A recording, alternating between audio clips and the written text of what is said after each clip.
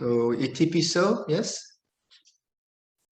Itipiso bhagava arahang samma sambuddho vicacharana sampanno sugato lokavidu anuttaro purisathamma sarati sata deva manusanam buddho bhagavati sawa Kadwa Bhagavata Dhammo Samtetiko Akaliko Ehipasiko Opanaiko Pachatam Tuedita Boa Vinyahiti Supatipanno Bhagavato Sawaka Sangho Uchupatipanno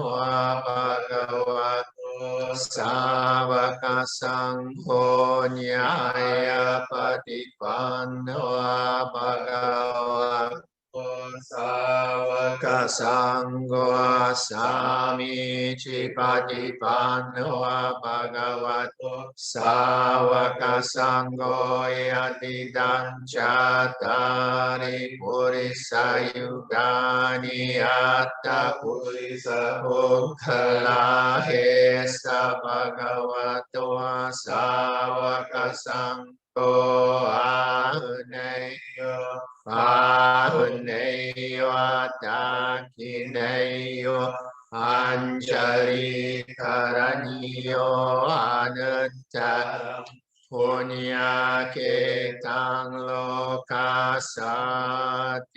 Tipiso Bhagavara Samba Sambuddho Vicacharana Sampano Sugato Lokavido Anuttaro Purisadhamma Sarati Sata Deva Manusanam Buddho Bhagavati Savakato Bhagavata Dhammo Santetiko Akaliko Ehipasiko Opanaiko Pachatang Veditamo Vinyo Iti Supatipanno Bhagavato Savaka Sangho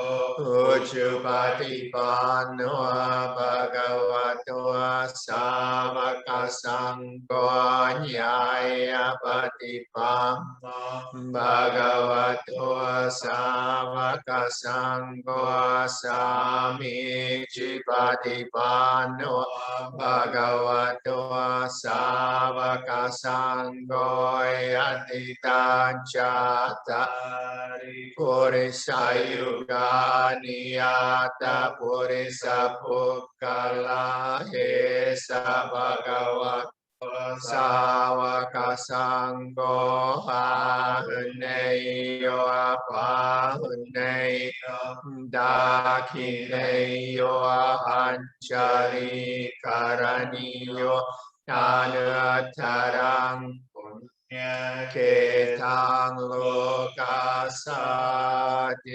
Tipiso Bhagavara Sambuddho Vicacharana Sampano Sugato Lokavidu Anuttaro Purisadhamma Sarati Sata Deva Manusanam Buddho Bhagavati Savakato Bhagavata Dhammo Santetiko Akaliko ehi pasito opanaiko pachatam uedita boa vinyuhiti subhatipanno bhagavato Savaka Sangho Ujjapatipanno Bhagavato Savaka Sangho Nyaya Patipanno Bhagavato Savaka Sangho Sami Chipatipanno Bhagavato Savaka Sangho Yadidam Chatari Purisayuta Yata Purisa Pukkala Esa Bhagavato Savaka Sangho Ahunayo Apahunayo Dakinayo Anjali Taraniyo Hanuttaram Punya Ketang Lokasati.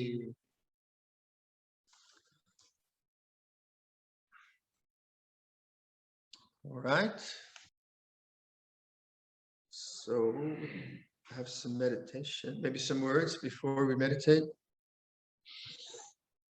One of the questions here.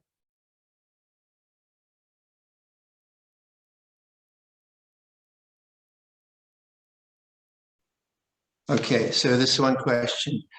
Dear Luang Por, this morning's meditation session, the last one we had, ended with the I am reflection, dropping the am and then the I, after which you said, let's meditate now in silence. Apologies if the question I'm asking is a basic. Here goes. When you say, let's meditate in silence, are we supposed to do our own kind of meditation, say on breath or body parts? Or are we supposed to reflect on what you ended with, the I am, drop the I? Or are we supposed to go back to a meditation on awareness? I found I was doing a bit of everything and felt lost and sleepy. Please clarify. Well, I'm a bit naughty there because I do that on purpose. When I take you, when I help you kind of go through the body meditation, it's like you're a child on a bicycle with the little trainer wheels. You know, when you're teaching a 4 or 5-year-old how to ride a bicycle, you give them a little training wheel, right? And they have 3 wheels to go on. And then at some point they have to take the training wheel off. So when I'm giving you the instruction, I'm helping you kind of stay in the moment, even if you don't like it, at least you're kind of here. And then I take the training wheel off and I'm just quiet. And then what do we do? And the thing is, do anything.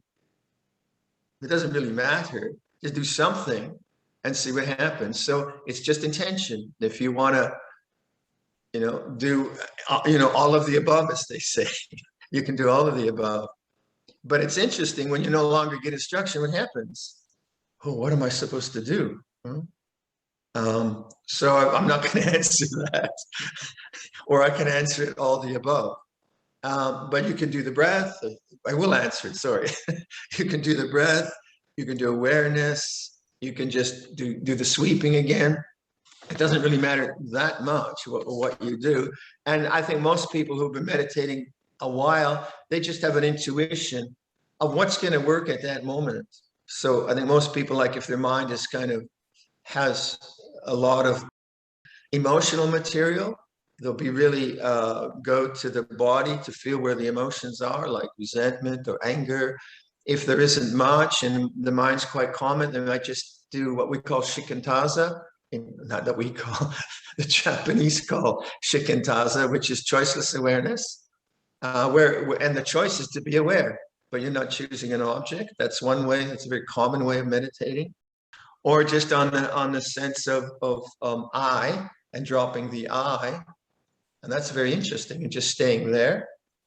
So it's all okay, as long as you keep the precepts, and then you get some confidence, don't you? training wheels off. Okay, what am I going to do? It doesn't really matter. Do something. And if it doesn't work, you'll see. But make a clear intention of what you're going to do. That's the most important thing. Make a clear intention. All right, the instructions stop. What should I do? Okay, I'll do this. And if the result is not good, you do something else. Okay? But I can see how you just start to do one thing and then another thing, and then the mind would get confused. That makes a lot of sense, doesn't it? It makes a lot of sense.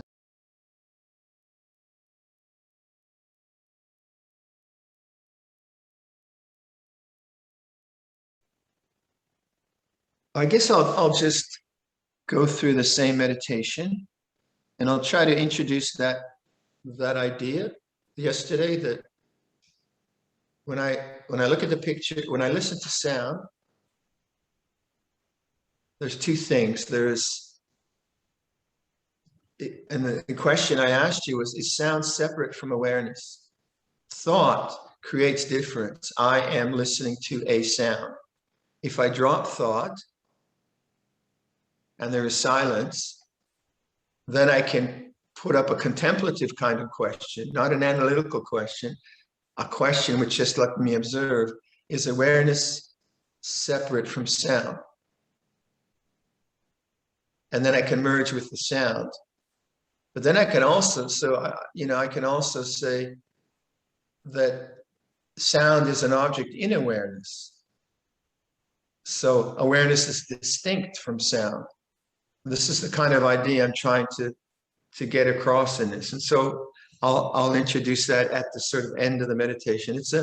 It's a very interesting way. I guess what I'm trying to do is what I'm exploring is awareness rather than the objects of awareness. Right? So when we have emotional turmoil, we need to understand the objects of the experience. Why do I hold resentment for so long? Why can't I be more forgiving? Or why do I make a problem out of something? And so on. So there we're doing the psychology of Buddhism, aren't we? To understand how our attention gets kidnapped by these very real things. So that's one aspect. And obviously I've been at this for a while, so my inner psychology is pretty stable now, finally. Took a long time. So then I appreciate silence. And so the exploration then is more around, well, what is awareness? And what is like timeless, akalika dhamma? And what is amatta dhamma, amaravati, amaro, the deathless realm? What is that? There was one question about nibbana. I'd suggest dropping the word nibbana for the time being, because it has other kinds of strong perceptions around it, and pick up a new word synonymous with nibbana, is unconditioned, uncreated, timeless. Those are interesting words for reflection. And you can do that reflection when your mind has some calm. So we do this body meditation, one of many you could do, to bring a sense of composure and calm to consciousness. Then with that composure and calm, one can be curious about awareness itself, rather than the objects of awareness. So both, you need to do both. Okay, so let's do that meditation again. I'll set the old clock.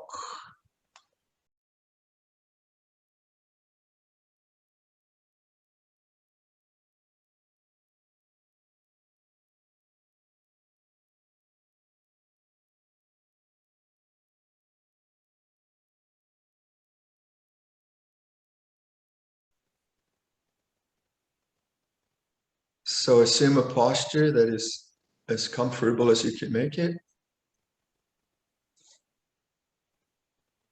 And then adjust the posture just a little bit, 10%, so that you really feel comfortable. Scratch your nose if you want. And then try to be still, physically still, and stillness of knowing.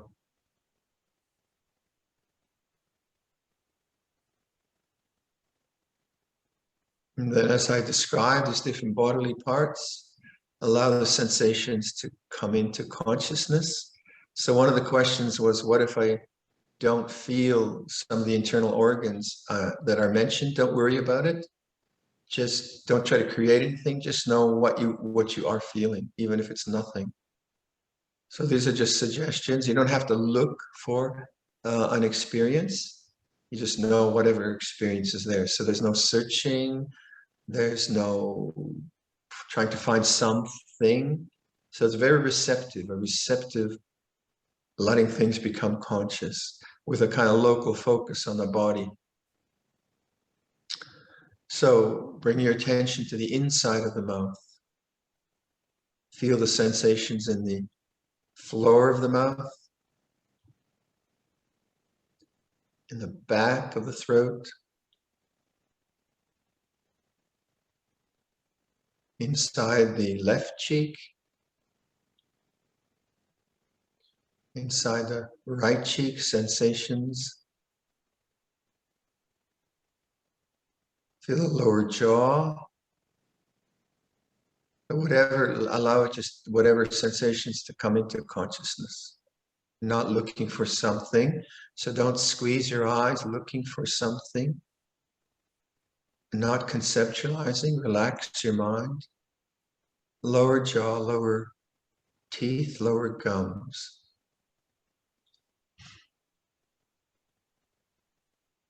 Upper jaw, upper lip, teeth, gums. Feel the tongue.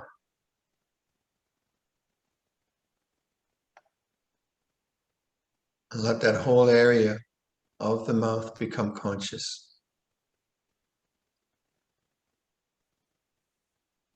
Sensations, vibrations.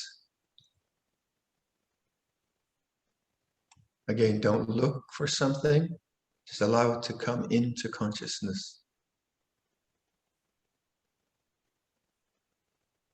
Follow a line inside from the mouth to the eardrums. Feel the tunnels of the ear canal.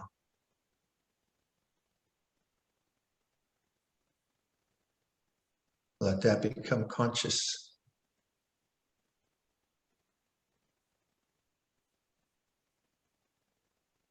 And the tunnels reach up into the outer ear, the structures of the outer ear, the folds in the ear, the tip of the ears.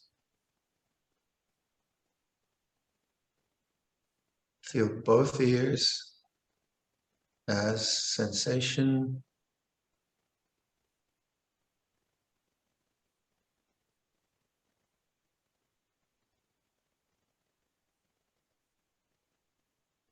Bring attention to the sensations which are the nose.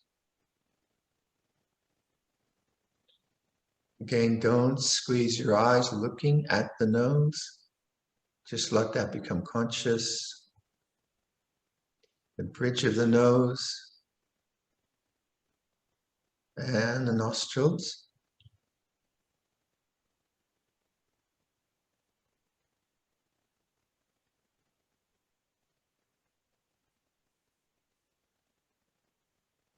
The whole nose. Attention in the areas of the eyes, the cavities of the eyes, the eyeball resting in the cavities. Let that become conscious. Sensations, no thought, no need to think.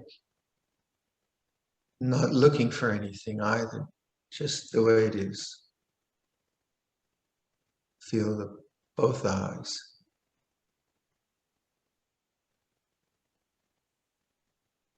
Bring together feelings of the mouth, inside the mouth, feelings in the ears, nose, and the eyes, all as one mass of vibrations. Sensations, in space.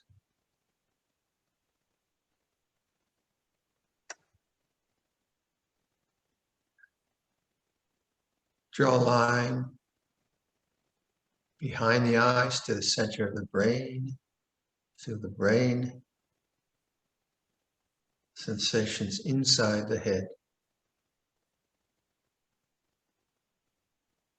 Again, you might not trace that, that's fine. Just feel what you feel when you say that, or when I say that. Feel the forehead, inside the forehead. Feel the sensations. And draw a line down to the brain. Feel the brain inside the head.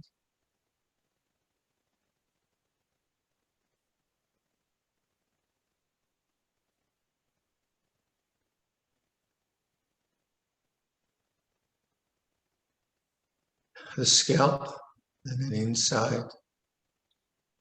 What does it feel like at the top of the head? Sensations radiating. Draw a line to the center of the head. Feel the brain.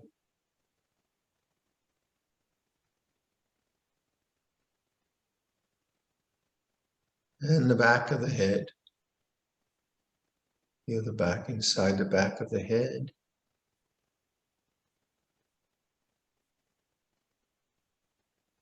Now draw all that together. Feelings inside the mouth. Both ears, nose, eyes, forehead, top of the head, back of the head. Feel the whole head as a mass of vibrations. Just let it become conscious. Whatever is there is there. You're not looking for anything special. Be the knowing. The head is in awareness.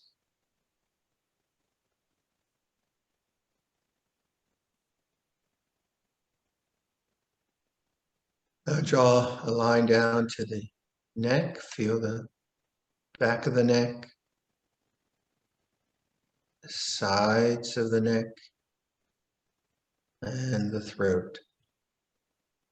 Feel the whole neck.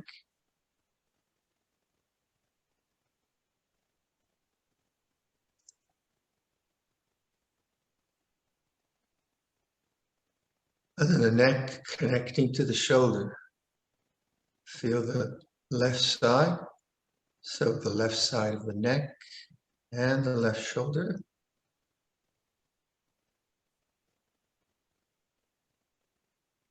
Sensations coming into consciousness. And then down the left upper arm.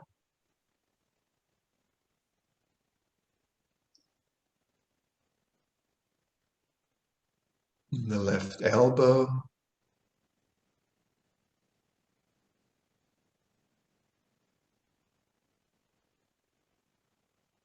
The left forearm.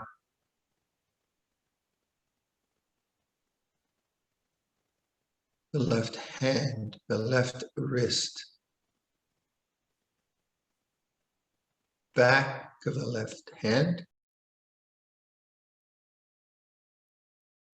And thumb, index finger, middle finger, ring finger, and little finger.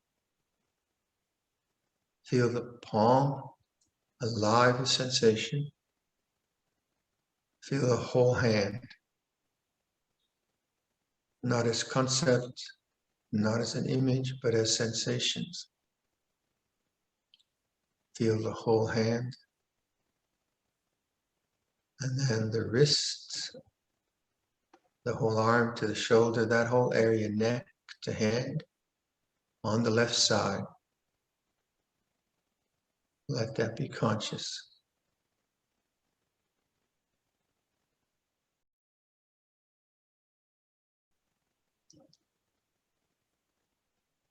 And the right side, feel the right side of the neck and the right shoulder. Let that come into consciousness. No thought, stay in the present moment. And the upper arm, the right side.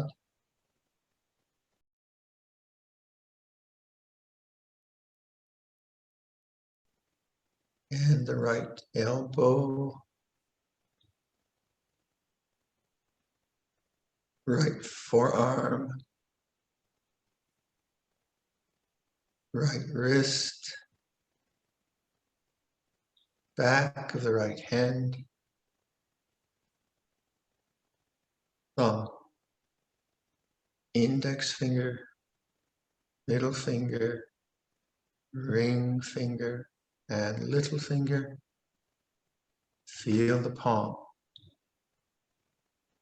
Feel the whole hand, the right hand, alive with sensation. Let that come into consciousness. And then the whole right arm from hand to shoulder.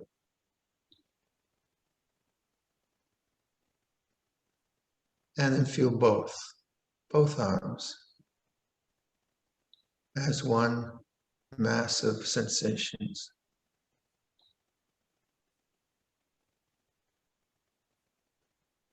Both arms, the neck, back of the head, top of the head, forehead, inside the head, eyes, nose, ears, mouth, and tongue. Feel that whole area. Head, neck, arms. One mass of sensations radiating.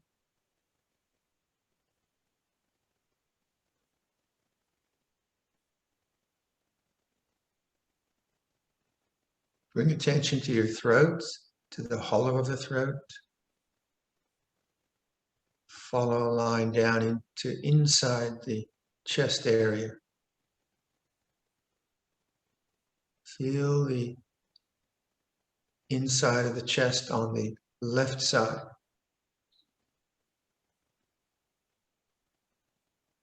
On the right side, feel the sensations.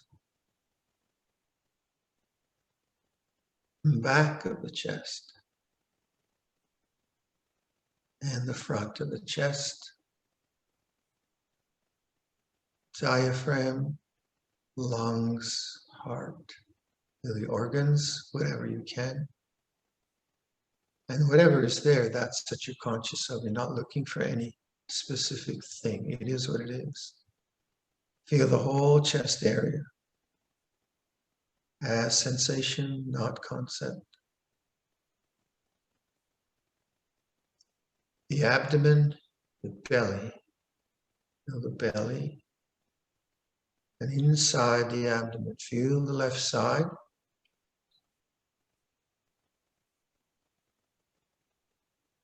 Feel the right side.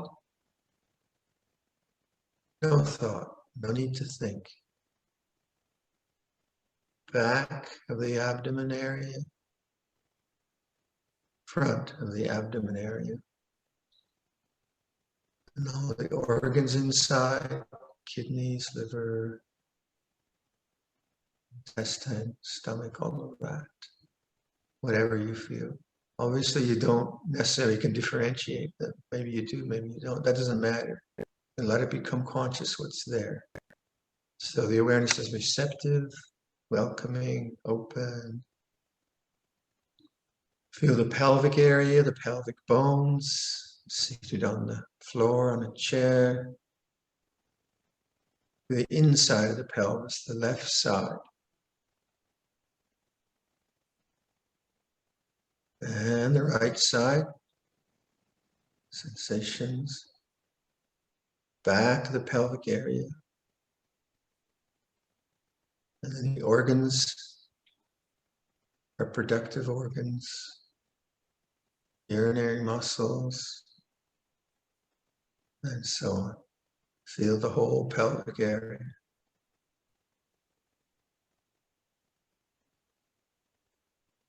Now feel the whole torso, pelvis to chest.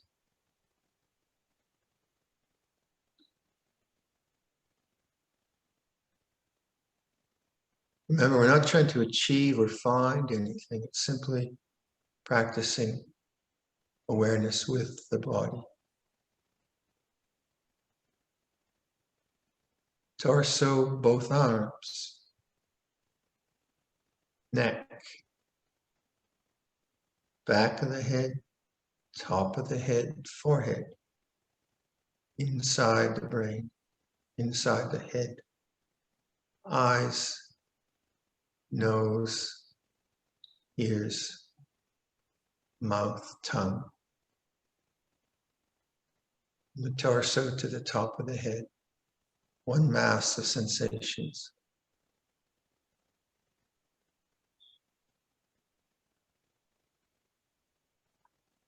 Feel the left hip.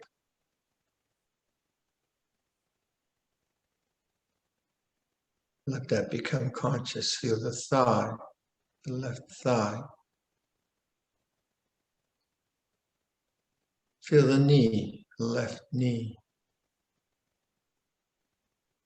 The lower leg. Feel the lower leg on the left side, the sensations. The left ankle, left foot, the weight of the foot on the ground if you're on a chair. Feel the whole left leg from hip to foot.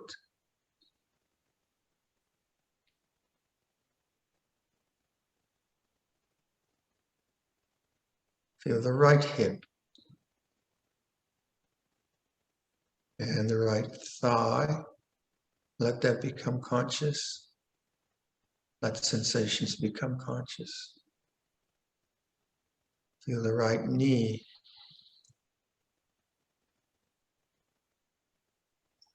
The lower leg. And the ankle, the right side, the foot, the right side.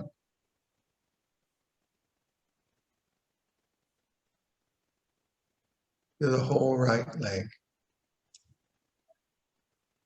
Feel both legs. No thought. Stay with the moment.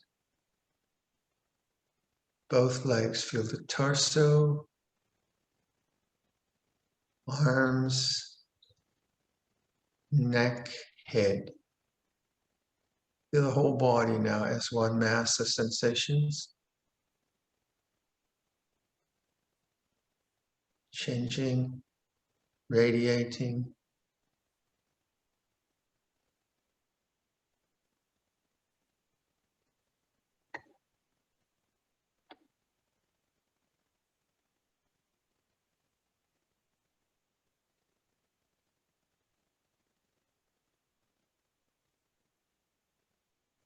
As you notice the body as sensation, letting go of thought, no thought, is bodily sensation separate from awareness? Again, don't think about this.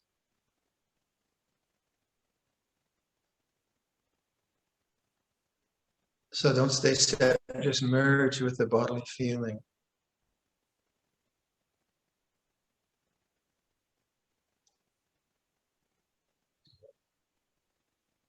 And then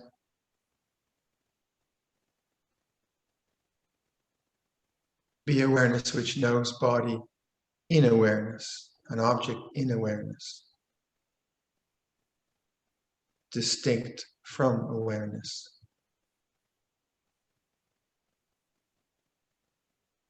These two perspectives. So body or bodily sensations as changing objects in awareness, and awareness is distinct from bodily sensation. One perspective. Switch perspectives is Are bodily sensations separate from awareness? Not separate. Both are true. And it's a paradox. And you move between these two, body, sensations, awareness, no separation. And then the other, and yet awareness is not bodily sensations. There's this distinction of knowing.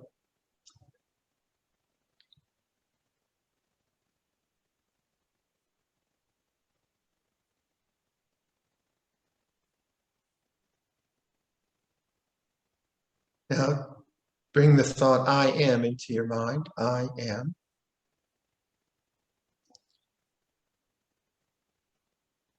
And then draw that thought down through the throat, feel the throat. And then down into the center of the chest, feel the chest. I am. Drop the am. I. And drop I. No language.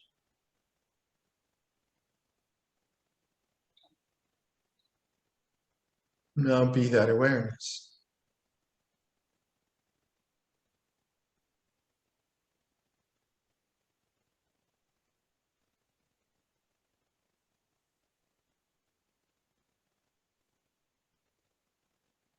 So I'll leave you with that. Then if you start to get confused or restless, then pick up the bodily sensations again if you want.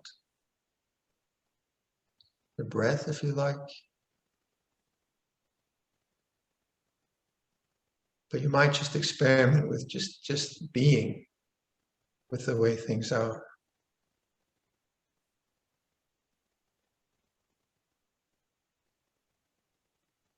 Okay, I'll be quiet from here on in.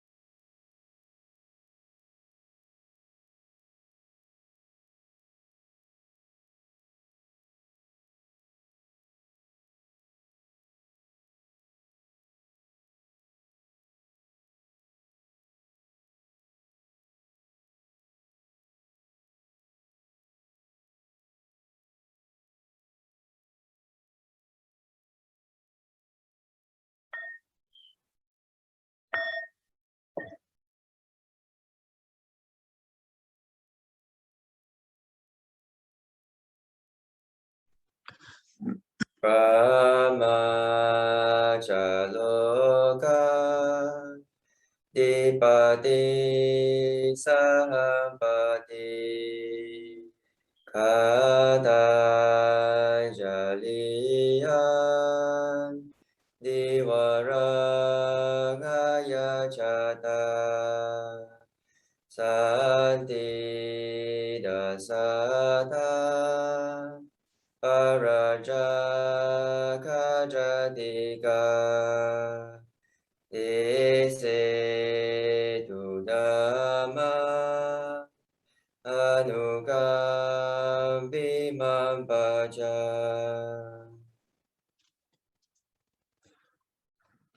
Namo tassa bhagavato arahato samma sambuddhassa.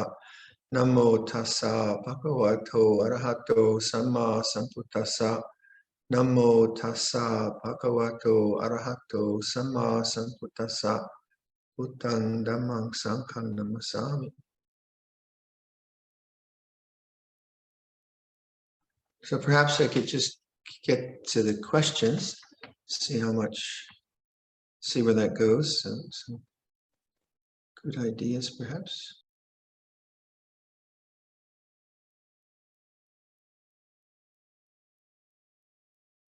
Dear Luang Por, when Luang Por mentions that awareness is the gateway for peace, but during the meditation I'm aware of the phenomena around, like various kinds of sound, air conditioning, bird chirping, recording sound, numbness of legs, breath. So it seems like the mind is very busy with awareness and no peace within. Please advise how to attain peace with awareness. Well, I would think what's going on here is that the person is actually paying attention to the objects like sound or bodily feeling, and the mind is going outside and being influenced by that. So the very good example of that was a famous meeting when Luang Por Cha was visiting us in London, and it was a very, very busy street that the vihara was on, very noisy, open windows, trucks, buses, people on the street, a pub across the road. So it's probably as noisy a meditation hall as I've ever used. And at the end of the talk, Luang Por Cha said, "You think that noise out there is bothering you? Stop going out there and bothering the noise." He says, sound is just doing what it's doing. So I think with this person, the language you might consider is receptive awareness. Just let conditions come and go in awareness. But the thing about conditional phenomena is that they are attractive, they're interesting, they're boring, they're painful, right? So the attention goes out into that. So if I hear, like if I have the window open, I closed the window because I thought the chainsaws might be going. But if the window was open and there was someone talking about something, my mind would go out there. Oh, what are they talking about? Huh? Or if I heard a new bird sound, because I'm curious about the bird life here, and if I heard a bird chirping in a way I'd never heard before, it's, oh, what's that? So my mind would go outside with interest. Or let's say if there was the lawnmower was running here and kind of going back and forth. We have a new sit-on lawnmower, and it is apparently great fun. So let's say our man is zipping back and forth here. He might be having great fun, but that sound would be negative because I'm trying to speak. So I'd still be preoccupied with the sound, but now in a negative way. I don't want that sound, be quiet. So there's a preoccupation, and that's what we mostly do with sense experience. We are drawn to it, we're pushed and pulled by it, and our attention is not with the awareness, it's more like on the object. So what I'm suggesting is a kind of different strategy of like first begin with sound, whatever you want, but say sound as an example, neutral, and just get a feeling of letting the sound be exactly as it is and let it come to you. So it's a receptive, welcoming attention. And get a feeling for that. especially around the neutral. And then if it changes from neutral to beautiful or ugly, then you can see how the mind goes out to it. And then you just, oh, beauty feels this way and ugliness feels this way. So it's a receptive awareness. And so, and the idea of peace there is that because one is no longer going out into the sense objects, one is staying with awareness, the tendency to be distracted and all the rest of that falls away. And so the quality of the experience no longer is important. It's the awareness of all qualities. So as I was kind of lightly saying, it's a kind of maternal quality of mind where the awareness accepts all things and rejects none.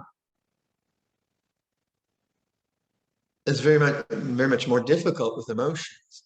So if you have like a strong reaction to something, to know that reaction as a khandha or a sankhara in awareness. It's just this way. It takes a lot of patience. And this is where desire comes in. Desire wants a certain type of experience, and it's always going outside trying to figure out. So you all heard that famous description of peace from Luang Por, I think. The mind, so it's a reformulation of the Four Noble Truths, as many of you know. The mind going outside is the cause. The result of the mind going outside is suffering. The mind knowing the mind is the path. The result of the mind knowing the mind is the end of suffering. So if I'm listening to the lawnmower and my attention goes out there, well, how does it go out? It's because of I don't want that. I want quiet. I need quiet for this teaching. But then I noticed that actually that sound is also pointing to awareness. It's pointing, actually, that sound cannot exist without awareness. So that even the negative sounds points back to awareness. And when I know that, that's the mind knowing the mind, awareness knowing awareness. And that's peace. And even though the sound might still be irritating, there might be the habit of irritation around sound, still, just to know that as it is the mind knowing the mind. You know that you know. This is the way we sometimes talk. So it's subtle, right? So for this person, what would I recommend? So it seems like the mind is very busy with awareness and no peace within. So maybe look at that, the mind going outside, and then just letting the experience come to you. So it's a distracted mind. And what we're trying to do is we're just trying to collect attention into the present moment. So that's why I'm using like just different parts of the body, just to kind of localize your attention. Not a super hard focus and concentration, just a localized attention and compose and collect the mind around the mouth. You let the feelings in the mouth become conscious. You're not trying to get anything. So what you're doing is you're emphasizing actually awareness rather than the mouth. The mouth is a vehicle for establishing composure of mind.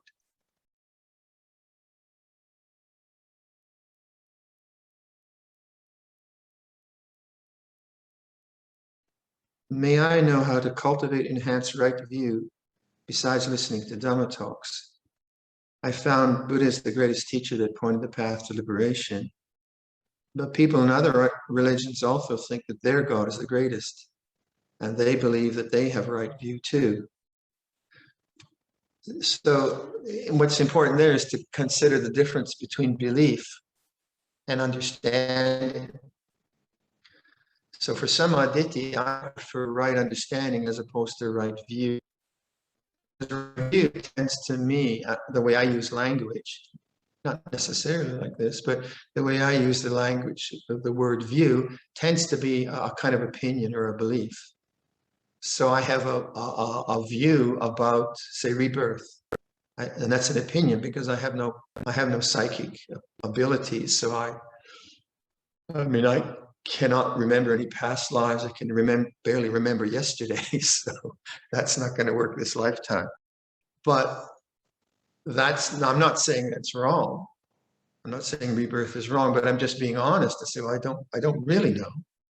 So I take it as a working hypothesis because that seems to be the kind of language that we find in Buddhism.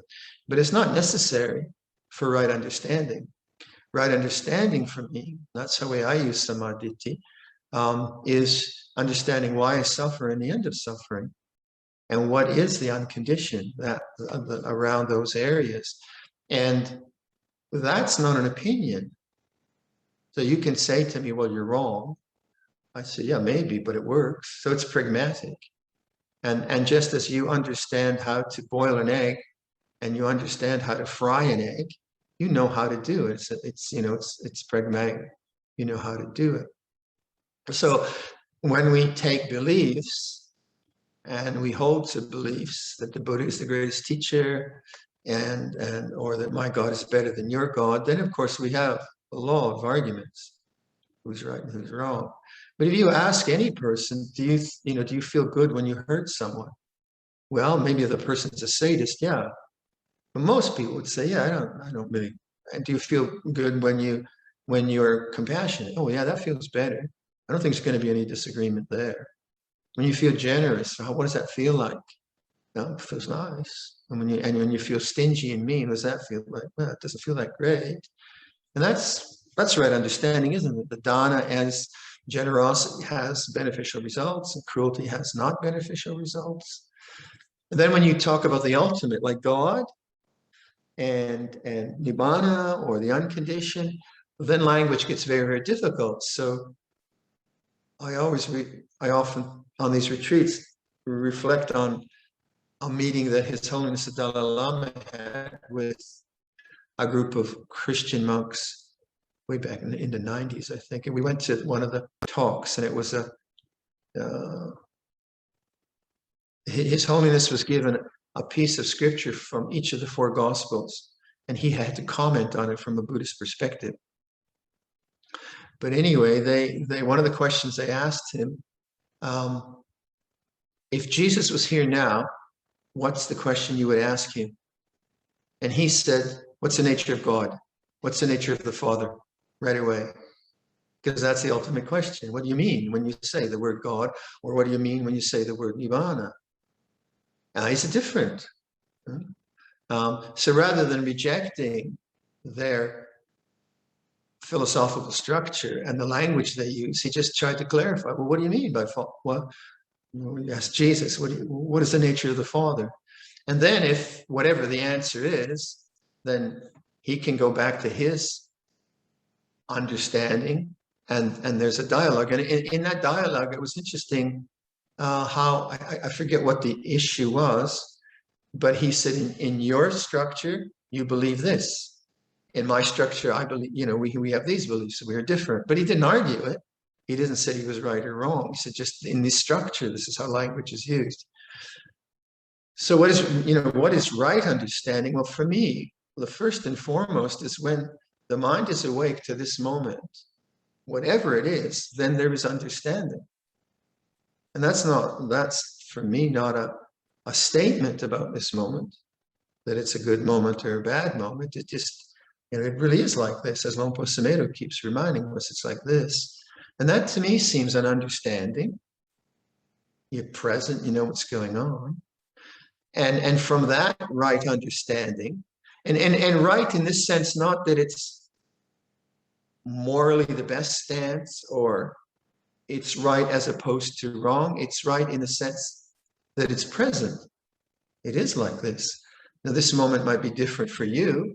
So I might say to you, this is a great moment. And you might say, that's a terrible moment, actually. Those are perspectives, but a great moment is like this. It feels like this. There's understanding. And a terrible moment feels like this. That's also right understanding. It's not that they have to be the same. So that's where we begin from. We begin from right understanding. The moment is like this. And then we unpack that by watching, well, how does suffering arise? And we all want to get out of suffering. Christian, Buddhist, Muslim, whoever. We don't want to suffer. And so you can ask anyone in any tradition. So it's like this right now, and you're not happy. What's the cause? If they externalize the cause, okay, you need food, you need shelter, and you need clothing, and so on. But maybe it's an internal cause. And then I observe, well, what's the cause of suffering? Oh, I don't want this moment to be the way it is, or I want something else. Oh, okay, and that's understanding, isn't it? That's not an opinion.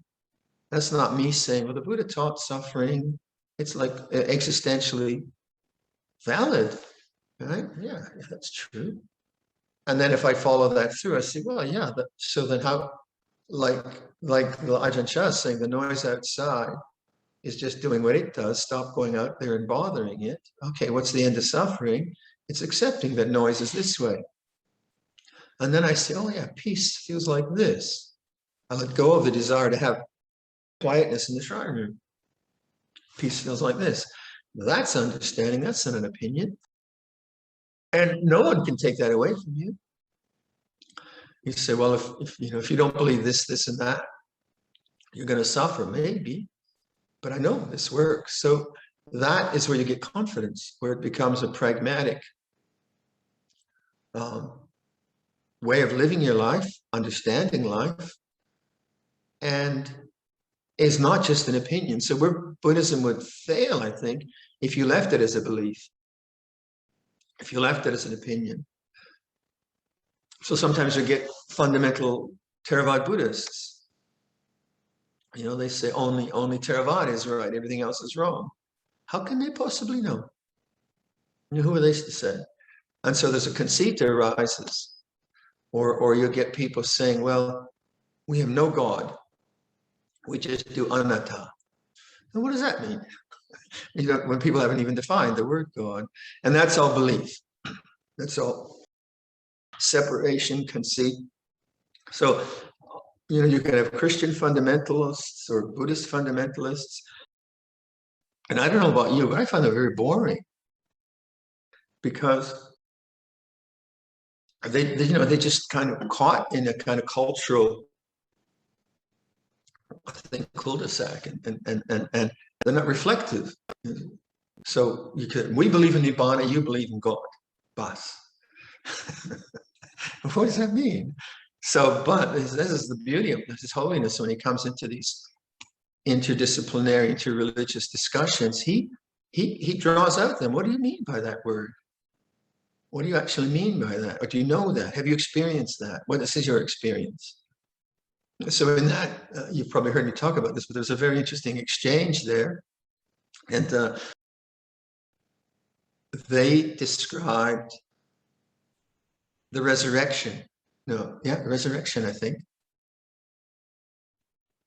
Yes, they described the resurrection of Jesus, and they said, so he didn't understand. What's resurrection? What do you mean by that? He explained it. He said, oh yeah, our monks can do that. I said, oh, really? And I don't know, but it was a nice answer. I think and the thing is, like in this dialogue, His Holiness was so kind and compassionate and respectful to their tradition, but he didn't whitewash it all and say we're all one. You know, it wasn't an attempt to be some kind of eclectical melange of blandness. No, we have differences, but that doesn't mean we have to fight. And if you're confident in your own tradition, it doesn't mean that the other tradition is wrong, right? If you like white bread and I like brown bread, it doesn't mean that, you know, either of us is wrong. It just works. I think pragmatically it works. So in the question being, how do you deepen your understanding of Buddhism? You take the Four Noble Truths as your basis and you reflect on it, rather than collecting more Buddhist information and becoming a kind of encyclopedic Buddhist, or simply doing rituals. You actually take responsibility for your own suffering, see the cause, see the end, develop the path. And that, if you've been following Lompo Sumedho's teachings for 45 years, as I have, he's worked with that same teaching day in and day out, and it's very, very profound the way he teaches it. So that's how you deepen. You deepen through reflection, not through belief. Now, some people think they deepen Buddhist understanding through more knowledge. So they read more and more, they accumulate more and more refined concepts, refined definitions, but that's still just intellect. That's still just an opinion. Whereas reflection on some basic teaching is using intelligence, but then using it with awareness and wisdom to understand the end of suffering and how that works. And again, no one can take that away from you because you know it does work, right? So if someone told you that, I think you're too generous, just be mean. Don't share, don't feed other people. And if you get a chance, rob a bank too. You say, oh, okay, yeah, sure. I think I'll try that. Yeah, that sounds, you sound confident. I'll go that way. You wouldn't do that because you just know. And that's right understanding. That's not just a kind of a Buddhist thing.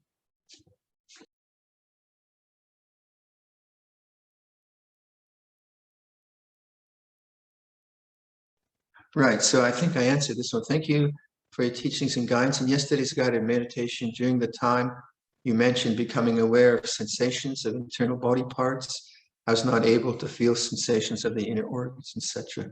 So again, I'm just kind of laying out a map of the body. It doesn't really matter what you experience because it's not so much about the object of experience, it's about the awareness. So even if you feel nothing, maybe like your right elbow is completely vacant. That's fine. And rather than thinking, I have to find my right elbow, right? Where's my right elbow is gone? You just know it just feels nothing. And this is what nothing feels like. So it's about awareness. And just the mapping of the body just doesn't keep you attentive and keep you in the present moment. That's the sort of idea.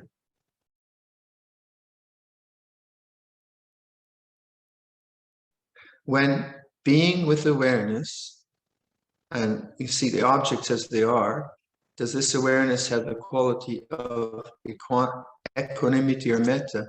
I would say both. I think you begin to understand those words, upekkha and metta, or equanimity and loving kindness, in a much more, what's the word, integrated or broader way than just me having loving kindness for another person. You begin to see it's integral into maybe sammasati. What is right mindfulness? And to me, it seems it has the components, all those components in it, which you intuitively get a sense of. And so that awareness, if it's going to be peaceful, it has to include everything, right? If awareness refuses to include toothache or doesn't include noise of the lawnmower or doesn't include memory, then that exclusion would be a lack of metta, wouldn't it? When I exclude things, I discriminate. And metta bhavana or metta, and as an attitude, is the inclusion of everything, good, bad, and indifferent. My children are naughty, I include them. My children are successful, I include them. And then upekkha would be the non-desire. Metta and upekkha I find very kind of similar now. Awareness, metta, upekkha, I find them, I can't really differentiate them that much. And obviously upekkha, we say equanimity is that you can, you're beyond, like if someone praises you, you're okay. If someone blames you, you're okay. If you're successful, you're okay. If you're a failure, you're okay. You're okay, okay, okay. And those are like a social definition of where we get lost. So someone insults me and I get very upset, and someone praises me and I get really, really happy. Those are the obvious social things that we need to be aware of. But when you're, and we're always working on that way, but when you're kind of moving towards this more transcendent way of thinking about the Dhamma, then it becomes not so much about a social reaction I have, but about the very attitude of awareness. And that attitude should be imbued with both acceptance and peace. And so I would say, yeah, a lot of these things, we can't really chop them up so definitely, but this is the language we use. Okay. Being accused about something that hasn't been done is very painful.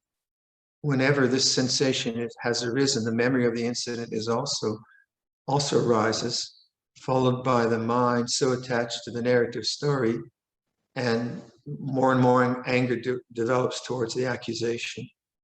I keep reminding myself to be aware of the painful feeling of being accused rather than the narrative story, yet the mind is keen to attach to the narrative story.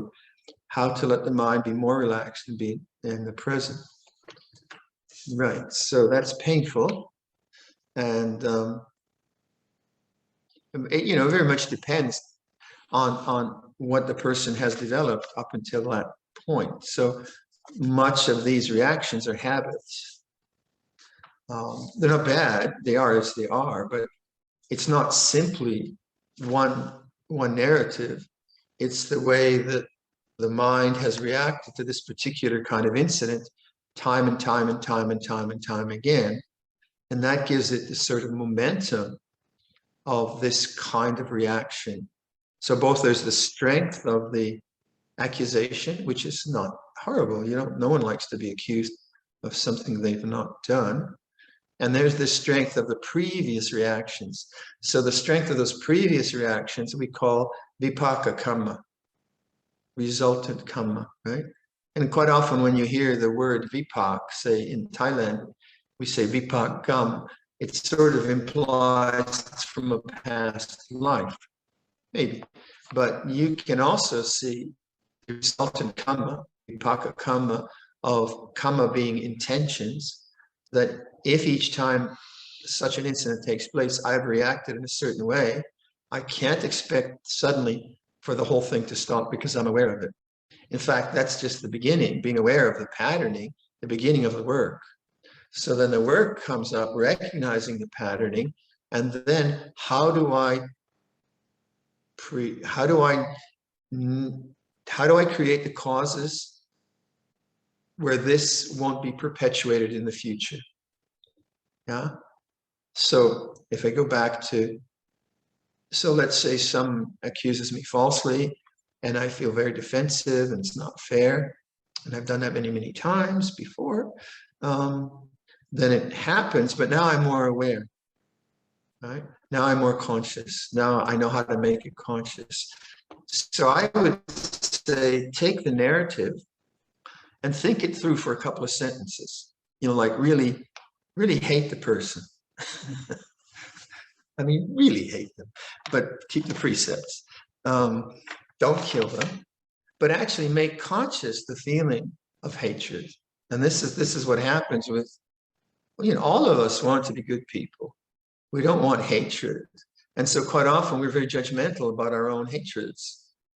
I'm a bad person for hating. Well, you're a bad person for killing, maybe, but hatred is as it is. And so if you see it, it's really conditioned phenomena coming in. The painful situation is painful, and drop the idealism that you shouldn't be this way, because idealism creates even more conflict. I'm a good Buddhist, I should have forgiven long ago. Well, maybe, but here you are. This is the way it is. So you can read about great masters. We always do, right? Oh, the great master comes, and someone. What was that? There's that Zen story. Yeah, Zen monk. Someone comes with a baby and accuses him of creating the baby, right? You know how they create babies, I think. and he's equanimous, he accepts the baby. And then 7 years later, someone comes and says, actually, I lied. And he gives the baby back, totally equanimous. Who is like that? I don't know anyone like that. So you can read that kind of stuff and go, yeah, that's it. That's what I have to be. This sort of. But most of us would get really upset if someone gave us a baby and accused us of that, right? So that's normal. The other is normal. So just be careful of attachment to idealism. That's a very, very common problem all human beings have. Human beings on a good path, I would say. And so idealism is that it should be a particular way, and I should be that particular way. And when it doesn't match, reality doesn't match ideal, then there's self-judgment. Okay, so that's one problem. And the other problem is the momentum of vipaka kamma. You kind of, you're surprised at how strong these things are. So I certainly had that, like, probably maybe at Nanachat. Yeah, probably. I was furious about something. I can't remember. My mind was kind of in a raging fury about probably that I didn't get enough mangoes or something significant like that. I can't remember. But, and I felt really guilty about it. And I went to Luang Por and I said, oh, there's so much anger. I don't know what to do. All this anger, this rage. He said, well, just go get back in your meditation path and swear. Huh? Swear? Yeah, I just use 4-letter words. Just go for it. But don't do it all day.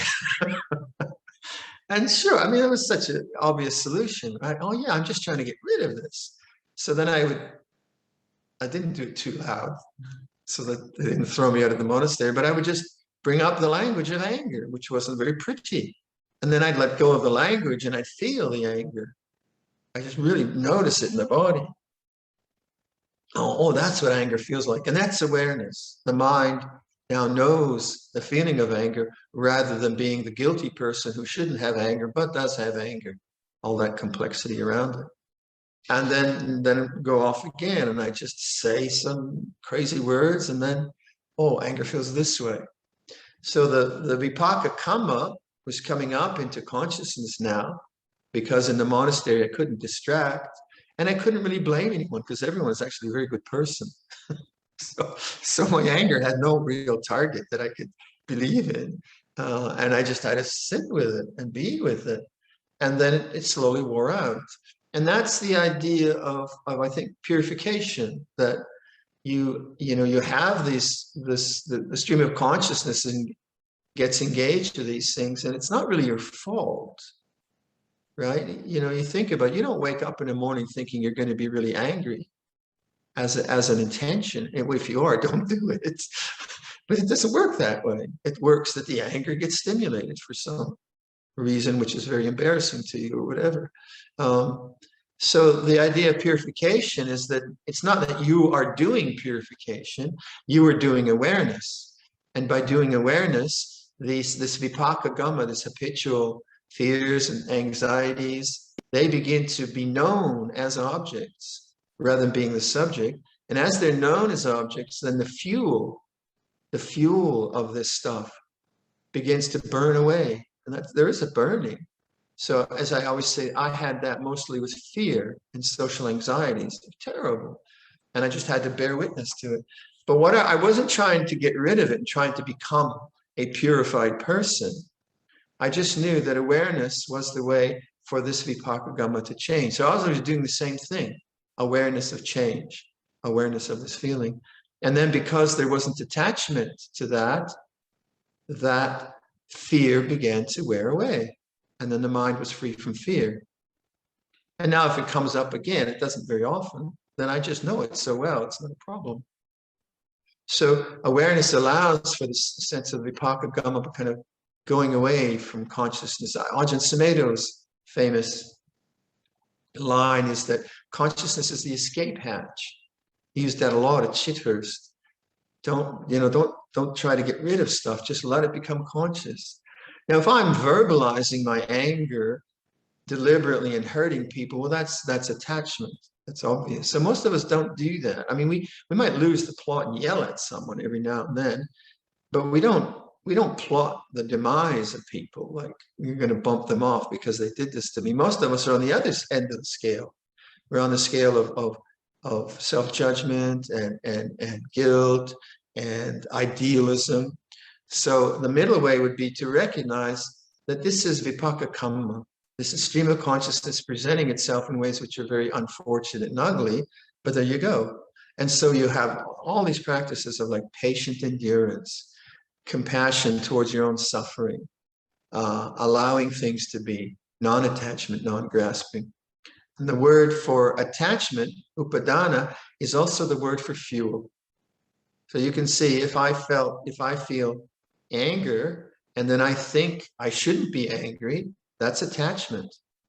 Or if I feel anger and I believe in the anger and want to hurt someone, that's also attachment. And that attachment fuels, right? Fuels more of the same habit in the future. So upadana is both attachment and fuel. And nibbana is the cooling of the fires.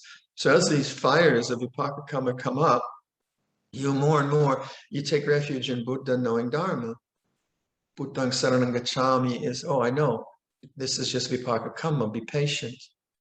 This is Dharma, it will change. Huh? And then slowly it does change. But that takes, I guess that takes faith, doesn't it? Rather than trying to fix it or get rid of it, you have the faith to bear witness to it. And that's a tough part of the practice, isn't it? I mean, for me, you know, lots of times I'd just be going through long periods of quite negative emotions. But somehow I knew that, okay, I just have to, I have to practice awareness with negativity. I have to strengthen awareness with this condition rather than thinking my practice would be better if I didn't have this condition, if you see what I mean. Huh?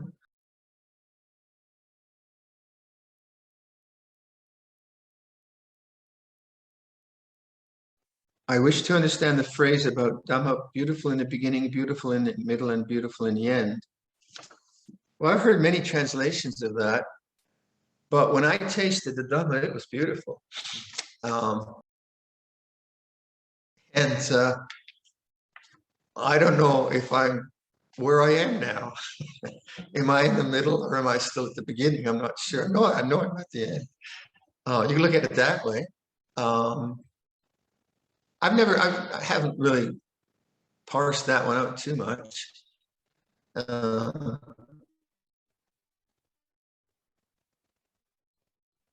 You could do many, yeah, I've heard many renditions of it, but it seems to me that when I touch Dhamma, it creates insight, and that an insight, that's the beginning, that an insight allows me to process and understand and liberate the mind through the process. That seems to me the middle.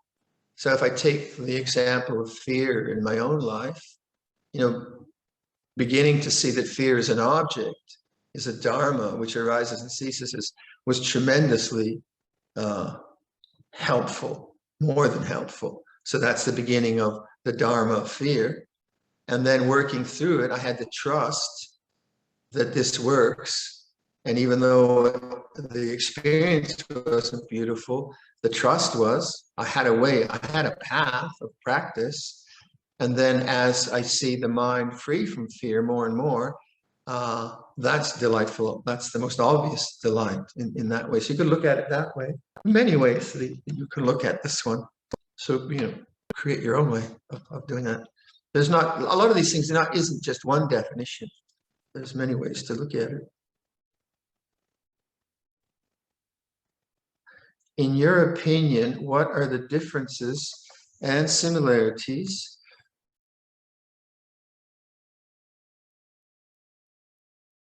between the layperson's concept of subconscious mind and the Buddhist concept of puru? Well, puru from the Thai is the knowing, that which knows, or awareness. And I don't know what subconscious means, but if it's subconscious, how could it be conscious? And so I don't see the similarity there. Again, I don't have a background in psychology. So that, you know, maybe subconscious would mean like a vipaka kamma or something. I'm not sure. So, but I wouldn't associate both together. Knowing is like fully conscious being, and subconscious to me implies, well, it's not conscious. So how can I know it? I could see that maybe there are subconscious urges in me, like maybe like if I talk about fear again, I could see there's some kind of underlying anxiety which conditions my relationships to some extent, but then I would be conscious of that. The underlying momentum of that would be in stream of consciousness. So again, I just don't use the word subconscious much. I don't think I ever do. So I'm not very helpful there. Is it okay to listen to Dhamma talk while doing other things? House chores, driving. What about listening to live Dhamma talk while doing other things? Sure. I don't, make sure you stop at the red traffic sign, right? And don't let the milk boil over or whatever. And life is busy. And if you have a time where you can multitask, yeah, I don't see a problem with that. But then I think the challenge is not to over listen to Dhamma talks. And like take some ideas and take them deeply, because sometimes I suppose, I mean, I'm not in that because I give the talks. So I'm at the other side of this. But I can imagine that it could be just a kind of pleasant stimulation, could kind of inspire the mind, which is good. But then you want to take some of these ideas deeply and not get more ideas in.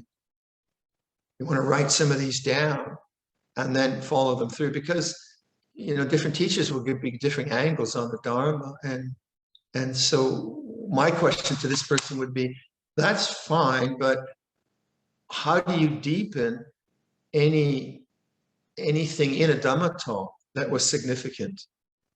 Because you can get some significant piece of information from a Dhamma talk, and that can be sort of inspiring, but then you can forget it too. So it just becomes a kind of inspiration. But how do you deepen it so that the insight that the teacher offers you becomes your own? You own it. And that's through reflection, and especially the Four Noble Truths.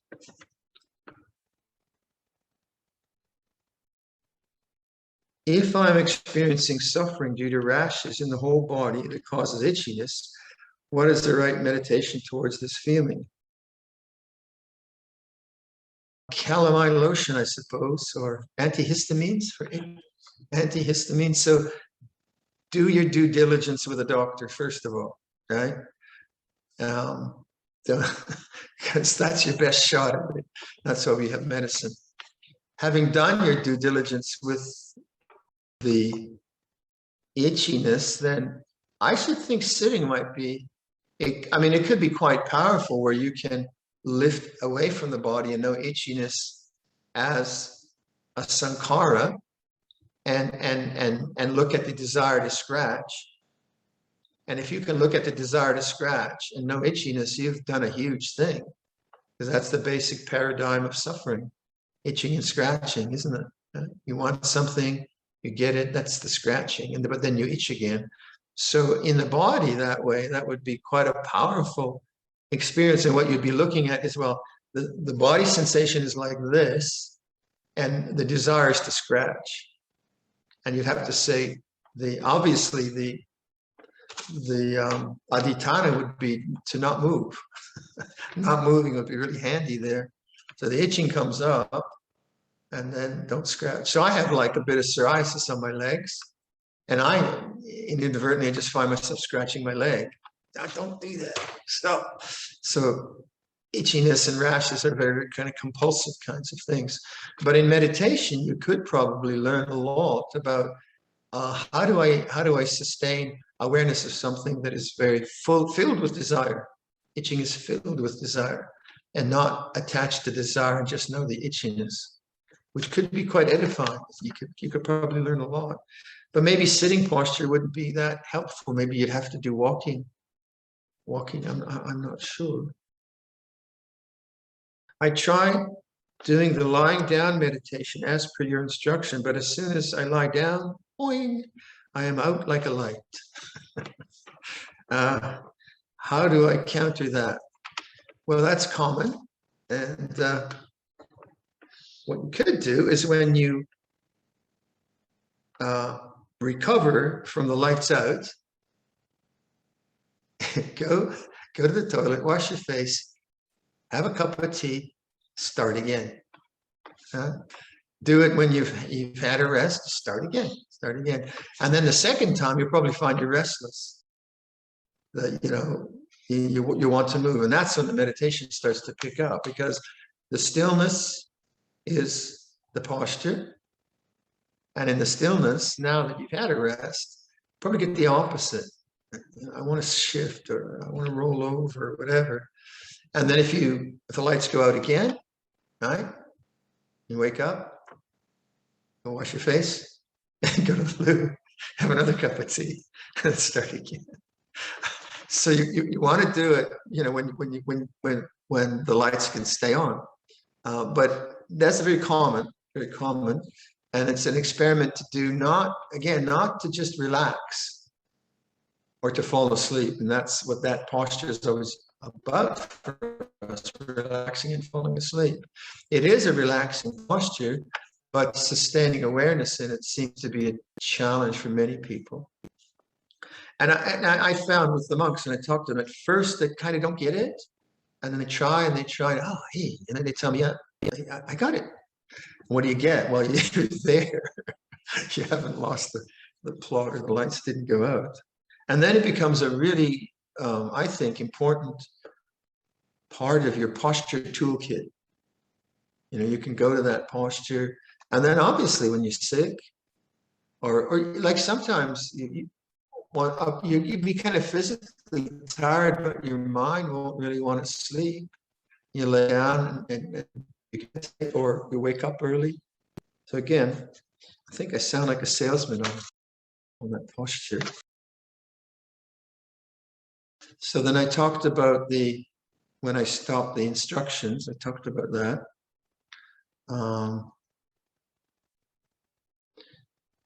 Today you dealt with a question of unrequited love, but could you respond to a situation when a Dhamma friend has let me down on a favor that was urgent to me, and I have found it difficult to forgive and forget? This happens too with non-Dharma friends, but it seems easier to dismiss the situation and harbor less resentment because they are not Buddhists. However, when it comes to Dharma friends, especially ones who are more senior in terms of years of studies, I found it has been difficult to trust them fully again, especially as their behavior hasn't changed. I've tried practicing meditation on the 4 Brahmaviharas with them in mind, but deep down, I know the hurt and mistrust hasn't gone away. Okay, so, well, it comes back to me, the same thing as, I don't want life to be this way. I don't want my heart to be this way, and I don't want you to be that way. And there it is this way. Yeah, there was an old pop song about, I think the line was, "We are less than strangers." I think sometimes divorce does that. We are less than strangers. And it's interesting how a friendship then gets damaged in some way, and you can be kind to a stranger, but your old friend, it's harder to be kind to them. It's a kind of tragic human situation, I suppose. I would say that, first of all, I find it difficult to forgive and forget. So give up, for the time being, the need to forgive and forget. And so rather than say, I should forgive, you bring up the feeling, I won't forgive. I refuse to forgive. And you feel that. Now, I'm not saying that you indulge in that, but you actually feel, what does it feel like? I'm never going to forgive this person. What does that feel like? Now, when that comes up, Usually, rather than being aware of it, you get into an internal argument. Yeah, you should forgive them because they're not really that. Yeah, but they did this to me and they did that. Yeah, but you should really forgive them because actually they do keep the precept. Yeah, but they did me. And the mind just goes blah, blah, blah in its inner arguments. That's not awareness. That's papancha.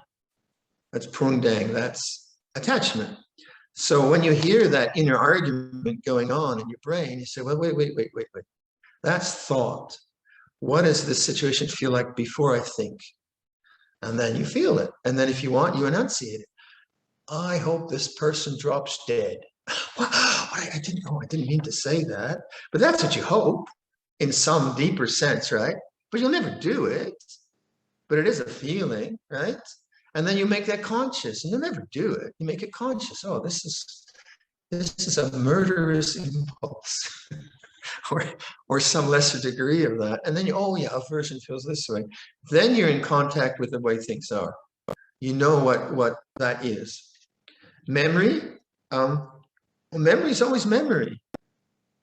The memory of betrayal will always be a memory of betrayal. It always feels horrible. It's not, memories are like that way. Memories have both a narrative component and an emotional component. It's the way it is. So when that memory comes up, the idea that I should forget, I don't think is the helpful idea.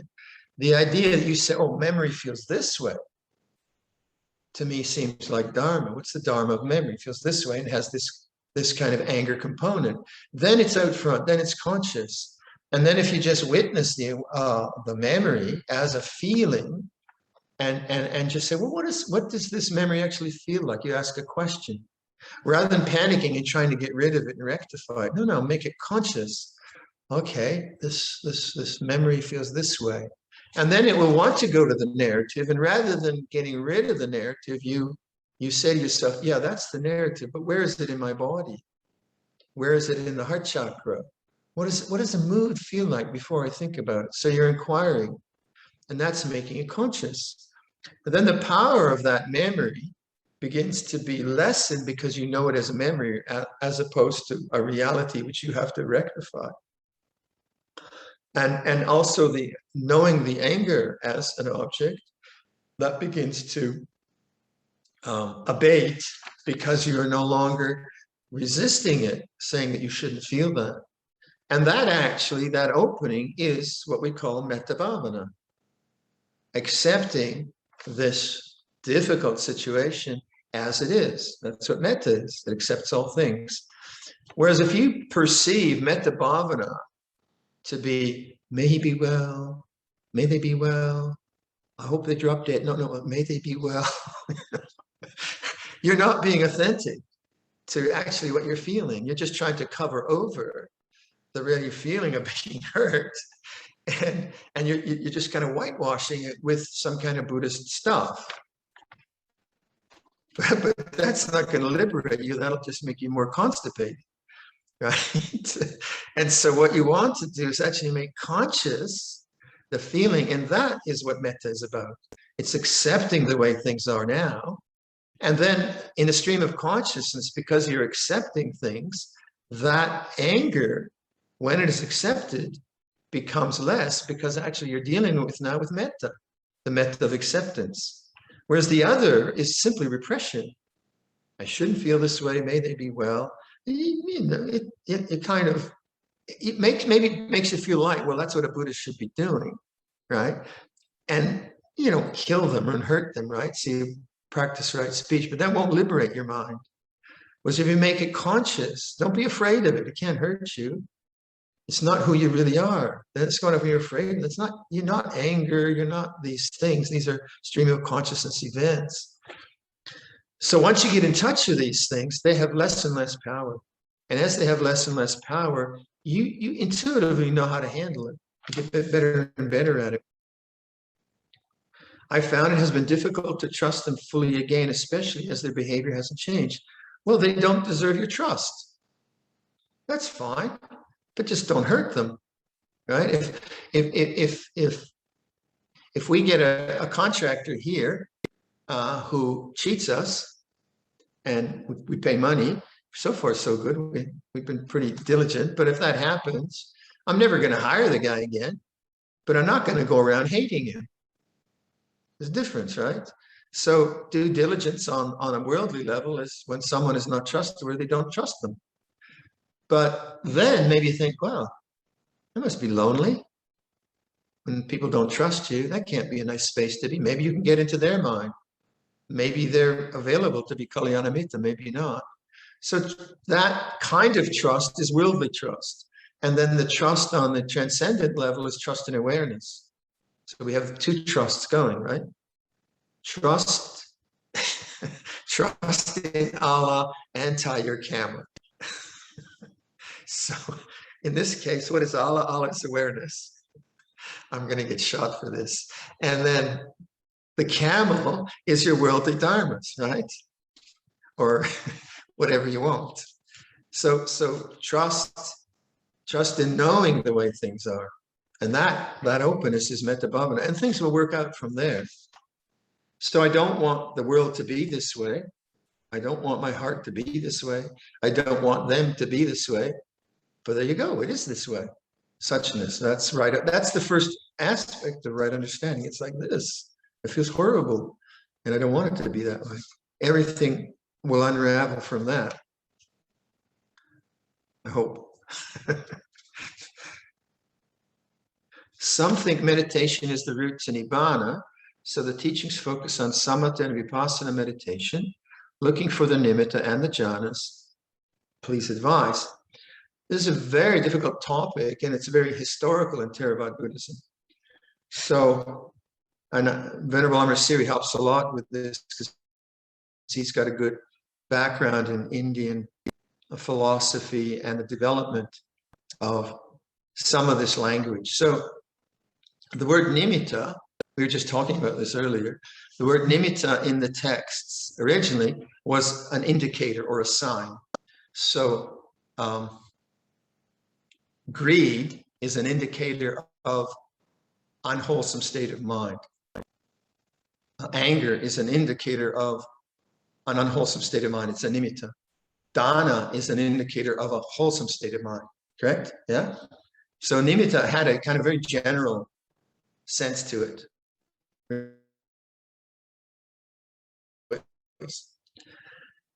Then, and again, I'm not a scholar, and this is just what I'm kind of guessing at what historically might have happened. So I might be dead wrong, but it's kind of a reasonable way to look at it. So in the 5th century AD, you had a famous commentator, a Buddhist commentator, Buddhaghosa Thera, and he wrote the Visuddhimagga. And that became the doctrinal interpretation, the orthodox interpretation of Theravada Buddhism from the text. So it wasn't the text, it was a later commentary. Now you might think 500 AD was a long time ago, but you have to think that's 1,000 years. No, it's 1,000. Yeah. So it's maybe 1,000 years after the Buddha. It's a long time. And apparently, and Buddhaghosa was in South India. And Sri Lanka. And Sri Lanka. He was in both. He started In South India. Yeah. And he started as a Brahmin. Yes. And then converted to Buddhism. Right. So he was a great scholar.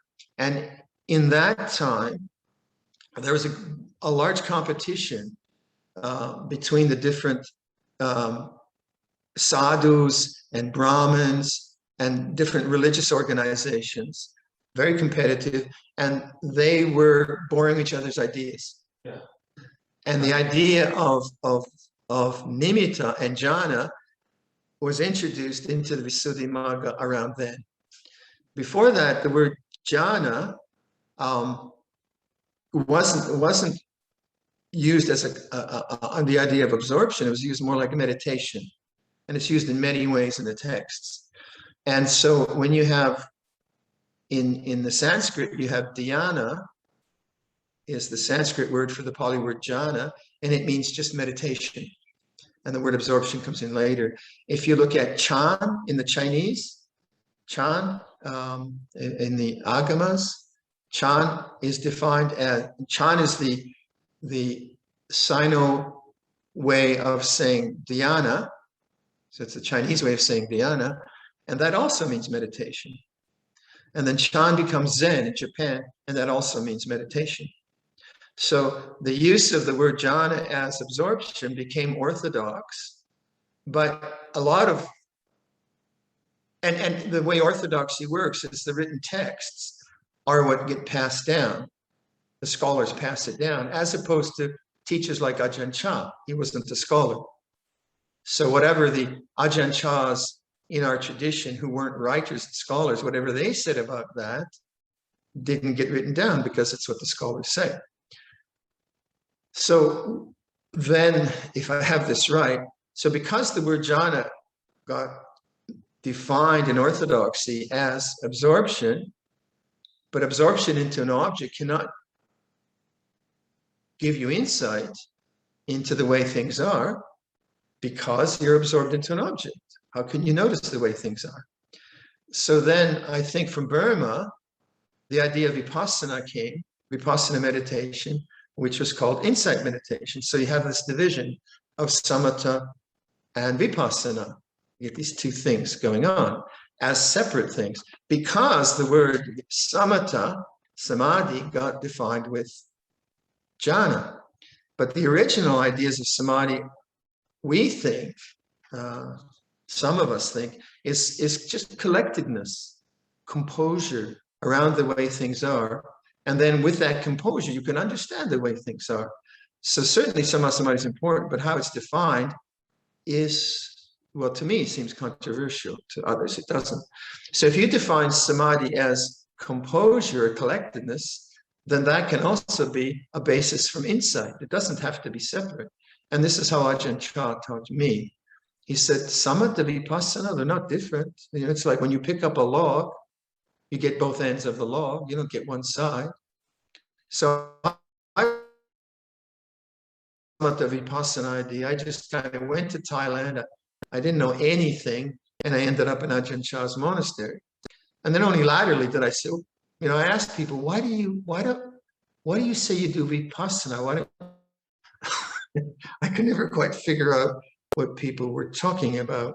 And so when a person asks this kind of question, there's a whole assumption about samatha, vipassana, nimitta, jhana, nibbana. There's a whole cultural construct there, which is orthodox. Someone's heard it a lot. So I use this language differently. I might be wrong, right? If another teacher uses it different, try it out, see if it works. But for me, I'm sort of coming from my own experience, from Ajahn Chah, what makes sense to me. So then, nibbana, I would say, don't use the word nibbana because it has this connotation of getting something and attaining something which is almost impossible. And that's the orthodox cultural mindset, I think, that exists. So if you drop that, you take, there's a whole raft of synonymous words around the word nibbana: unconditioned, uncreated, unborn, the deathless, the harbor, peace. And there's a whole other range of language. So if you take that other language, I find it much more reflective. And so as you notice, I use uncreated, unconditioned. And then if you change the ideas of samatha to just composing the mind, then isn't that a basis for understanding life? And then is samatha and vipassana, are they different? Is it not true that when I meditate, I'm composed and collected, I notice things. And as I notice things, I let go more and my composure becomes greater. And as my composure becomes greater, I notice more things. Aren't they kind of hand in glove? Don't they work together? Aren't there a marriage of good things? And then the idea of nimitta and jhana, that is an idea that is I think pretty marginal actually. So if someone tells you you have to get nimitta and you have to get jhana, okay, you go on that pathway. But what if that word has a broader meaning?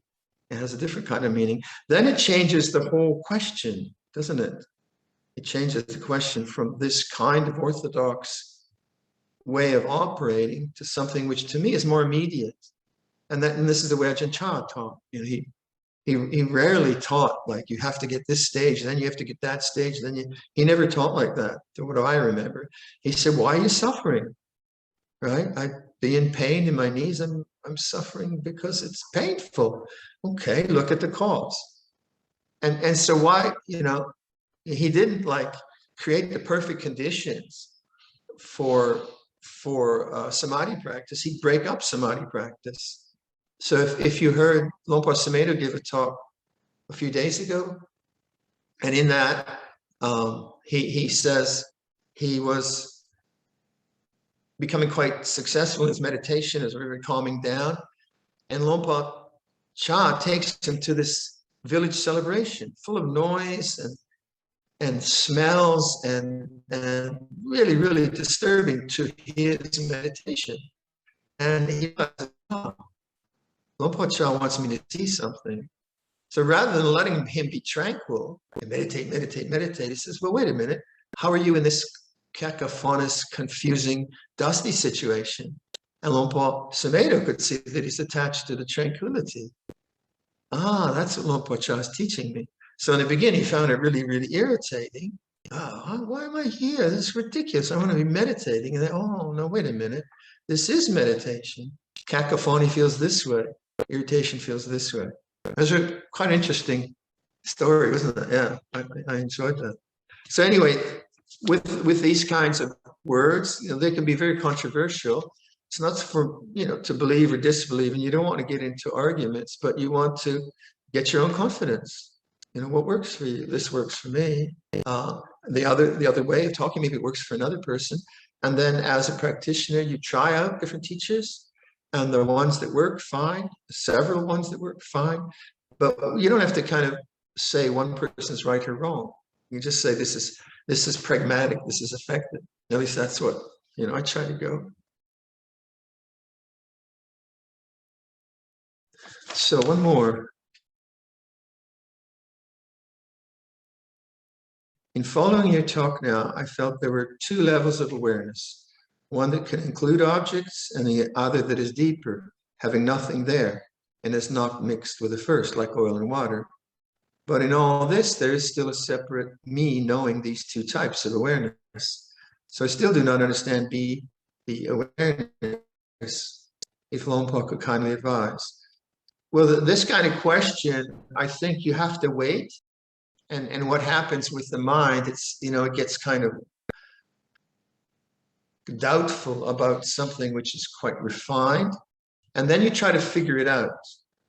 And I would suggest, look at that trying to figure out as an object and just see if you can just wait. Just wait and see what happens. You have the question, you have the curiosity, and just allow that curiosity to observe the way things are. So you come to your own conclusions. But if you get into it as a kind of analytical, then you're back in thought. And this is where the insights at this level are not really facilitated by thought. No thought facilitates an understanding on this more subtle kind of question. The only thing I would say to this person is, in that last bit, there's still a separate of me knowing that these two types of awareness. I would say go back to silence and awareness of sound, say, and is awareness separate from sound? That usually strikes at the heart of duality, the kind of me knowing that. So then you have to bring your mind to silence and then listen, and is there separation? But a lot of these things are, you just have to trust in awareness again. Just let the thing unfold how it will be.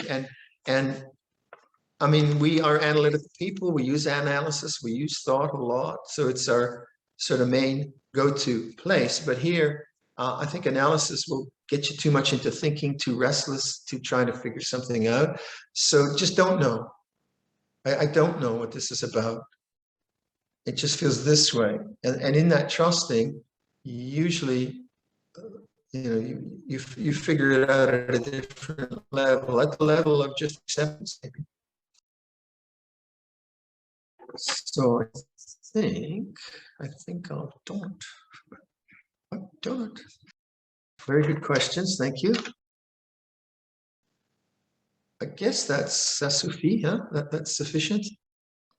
This is what should be done by one who is skilled in goodness and who knows the path of peace.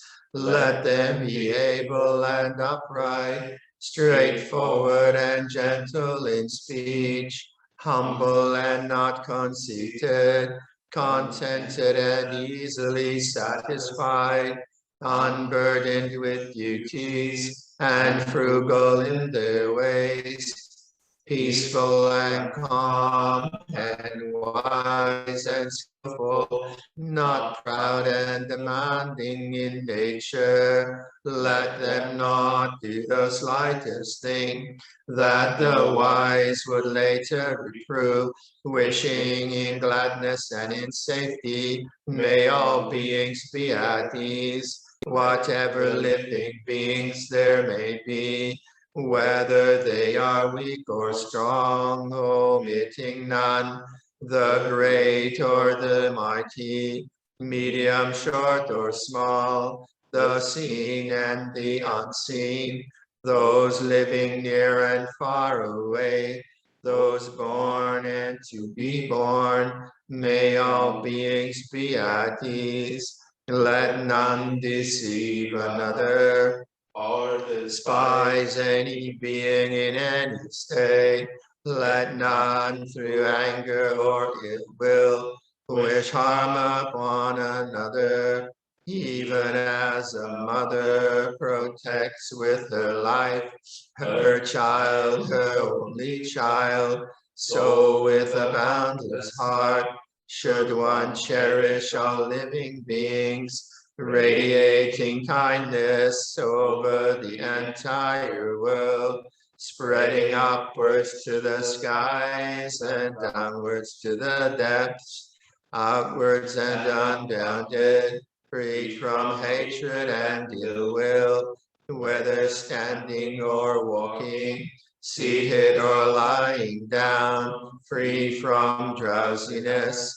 One should sustain this recollection. This is said to be the sublime abiding, by not holding to fixed views, the pure-hearted one, having clarity of vision, being freed from all sense desires, is not born again into this world. Well, we shall meet again. Be well. Stay safe. Ciao.